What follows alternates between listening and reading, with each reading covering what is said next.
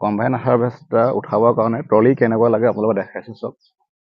এয়া মই আজি আছোঁহি লাইমেকুৰিত, আপোনাৰ ধেমাজি ডিষ্ট্ৰিক্ট হয়। চাওক কিমান হেভি তেওঁলোকে বনাই লৈছে, কিমান হেভি কৰিছে চাওকচোন, বহুত হেভি। একচুৱেলি ইহঁতৰ হাৰভেষ্টাৰটো আছে 5.5 টন মান হ'ব, সেইটো কাৰণেতো হেভিয়ে বনাব লাগিব, আৰু হেভিতকৈ হেভি বনাইছে, বহুত ধুনীয়া বনাইছে চাওক। এনেকুৱাকৈ আপোনালোকে তৈয়াৰ কৰিব। আপোনালোকে সৰু উঠাবৰ কাৰণেও এনেকৈ তৈয়াৰ কৰিব লাগিব, আৰু ডাঙৰ উঠাবৰ কাৰণে এইভাগে আপোনাৰ তৈয়াৰ কৰি ল'ব লাগিব। চাওকচোন কি ধুনীয়াকৈ কৰিছে তেওঁলোকে। এইখনে ট্ৰলি দেখিছে আপোনালোকে।